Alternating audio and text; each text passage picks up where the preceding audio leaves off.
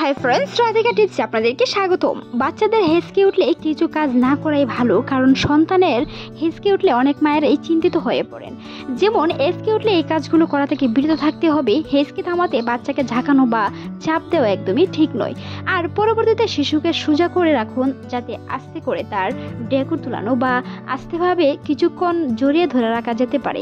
এছাড়াও কিছু সম্ভব হলে বুকের দুধ খাওয়ানোর ভঙ্গি পরিবর্তন করে দেখুন, যাতে সে কম বাতাস গ্রহণ করে, কারণ এই পর্যায়টি হেঁচকে থামাতে খুবই সাহায্য করে থাকে।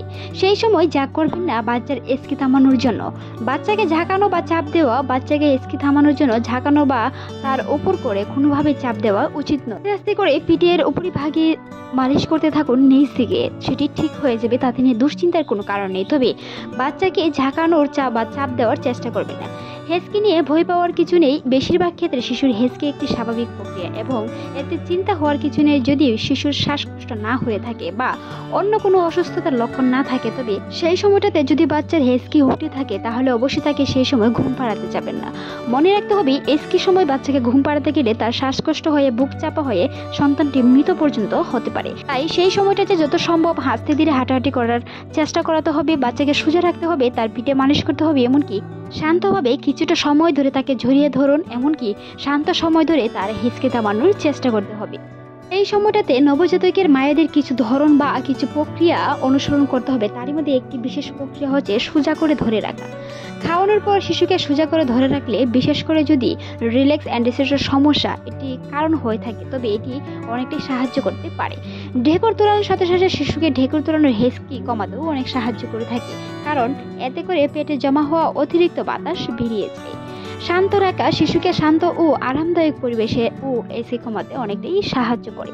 শিশুকে শান্ত পরিবেশে রাখুন, ঠান্ডা স্থলে রাখুন। মনে রাখতে হবে, বেশি গরমেও কিন্তু অনেক সময় শিশুর শরীর ঘেমে গিয়ে বুক পর্যাপ্ত পরিমাণ ঘামার কারণে কিন্তু বুকে ঠান্ডা বয়ে পরবর্তীতে তার শ্বাসকষ্ট পর্যন্ত হতে পারে।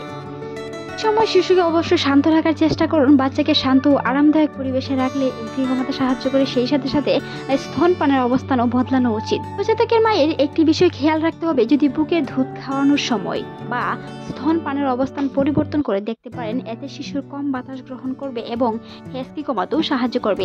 অনেক মায়েরা আছেন স্তন পান করানোর সময় বিশেষ ধরনের ভুল করে থাকেন, আর সেই ভুলগুলোর কারণে এই বাচ্চার পেটে হজম শক্তি কম হয়, যেটা পরবর্তীতে বাতাস না বেরিয়ে হেঁচকির মতন একটি প্রবলেমে পড়ে শিশুরা। তাই মনে রাখতে হবে, শিশুর পর্যাপ্ত পরিমাণ গ্যাস কমাতে গেলে অবশ্যই মায়েদের বুকের দুধ খাওয়ানোর পরিবর্তনটাও করতে হবে। সেই সাথে সাথে কিন্তু দাঁড়িয়ে দুধ খাওয়ানো যাবে না, কিছু একটি জায়গায় বসে দুধ খাওয়ানোর চেষ্টা করুন। মনে রাখতে হবে, শিশুকে অবশ্যই মাথা উঁচু করে দুধ খাওয়ানোর চেষ্টা করতে হবে। শুয়ে কিংবা শিশুকে দাঁড়ানো অবস্থায় দুধ খাওয়া থেকে বিরত থাকতে হবে। পর্যাপ্ত পরিমাণ দুধ যেন সন্তান পায়, সেই বিষয় কিন্তু খেয়াল রাখতে হবে।